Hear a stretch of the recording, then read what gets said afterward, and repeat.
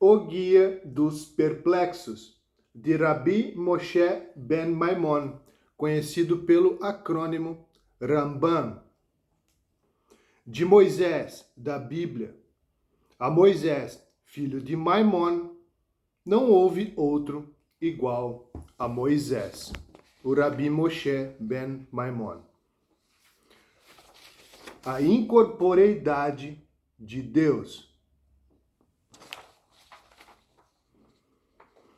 Carlos Eduardo Moser, bacharel em teologia. Fonte de inspiração, O Guia dos Perplexos. Rambam Maimônides. De acordo com Maimônides, século XII, deve ser ensinado por tradição que a palavra de Deus não deve ser interpretada literalmente. Eu acrescento, porque a teosofia demonstra que existe uma grande diversidade interpretativa das escrituras sagradas e cada exclusividade escritural possui seu sistema interpretativo particular. Partindo deste pressuposto, divulgamos o monoteísmo para eliminar a ignorância que leva à idolatria, pois a ignorância não justifica a verdade. Pelo contrário, a ignorância promove o furor, o zelo e a ira divina sobre os seres humanos. Segue citação. Ao examinar toda a Torá, em todos os livros dos profetas, não encontrarás as expressões furor, zelo ou ira, a não ser em relação à idolatria. Rambam, século XII, página 90, do livro O Guia dos Perplexos. Seguem citações que comprovam que a idolatria acende o furor da ira de Deus. E sirvais outros deuses, e o furor do Eterno se acenderá contra vós. Deuteronômio 11, 16, 17. Porque provocaram a minha ira com os seus ídolos. Jeremias 8, 19. Os livros dos profetas dão grande ênfase a isso, porque a idolatria é uma opinião falsa com relação a Deus. Rambam, século XII, página 90, do livro O Guia dos Perplexos. É necessário ensinar por tradição que Deus é incorpóreo e não há semelhança entre Deus e os homens no quesito de correlação com a aparência física e os antropomorfismos. A falsa crença da aparência antropomórfica de Deus gera idolatria. Deus não possui forma humana e não está sujeito à passibilidade de forma alguma. Ou seja, Deus é impassível. O termo impassibilidade implica que Deus não é suscetível a sofrer efeitos de quaisquer ações. As Escrituras sagradas tratam da imagem e semelhança de Deus em relação aos homens através de homônimos. Homônimos são palavras aplicadas nas Escrituras sagradas que possuem a mesma nomenclatura, porém se referem simbolicamente a algo que não possui o mesmo sentido literal. Não trata-se de algo superior comparado com algo inferior. Comparação de algo superior com algo inferior chama-se anfibologia. O melhor exemplo de homônimo é quando dizemos que a ciência da palavra de Deus não é comparada com a ciência humana. Não se trata de níveis inferiores e superiores. A ciência de Deus é completamente diferente da ciência humana.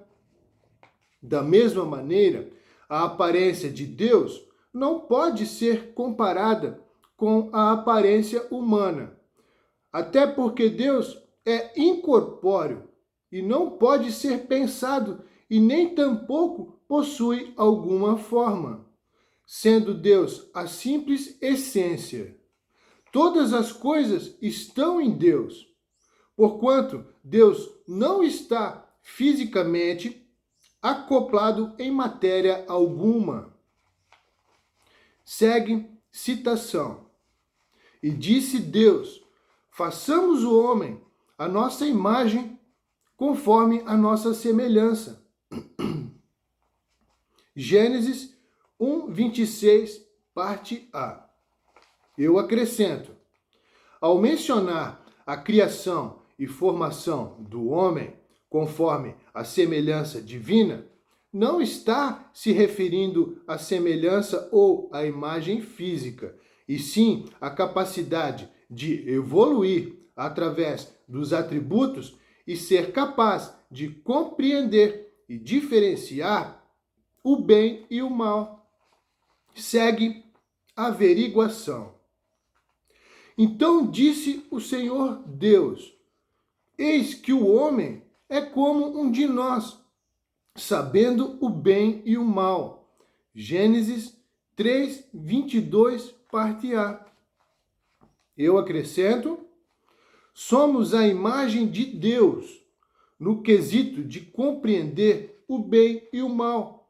O verso acima, que se refere ao homem como um de nós, também é um homônimo e não denota pluralidade de dois ou mais deuses, porque Deus é essência e não dualidade.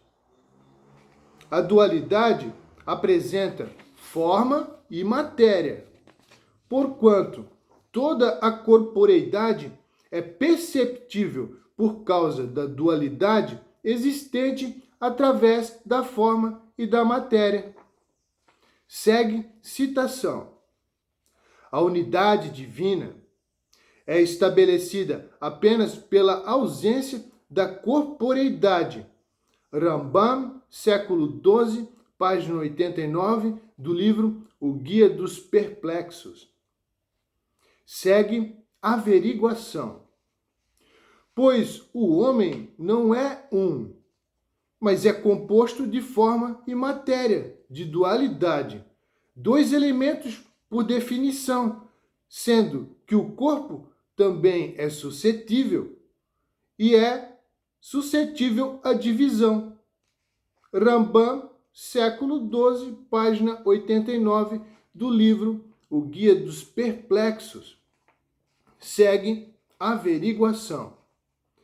Deus glorificado e louvado é incorpóreo e não é passível a nada, pois passibilidade implica mudança e Deus não está sujeito à mudança, nem tampouco à divisão, sendo ele essência. Rambam, século XII, página 89, do livro O Guia dos Perplexos. Panim, faces.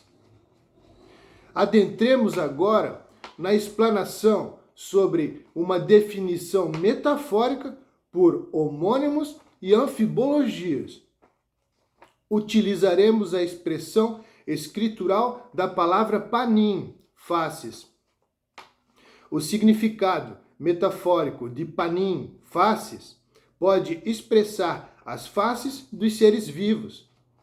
Segue citação averiguacional. E todas as faces se tornaram pálidas. Jeremias 30:6. Eu acrescento. Este verso refere-se ao cativeiro do povo de Israel. Segue citação. Ah, aquele dia tão grande que não houve outro semelhante, e é o tempo de angústia para Jacó, porém Jacó será salvo dela. Jeremias 37.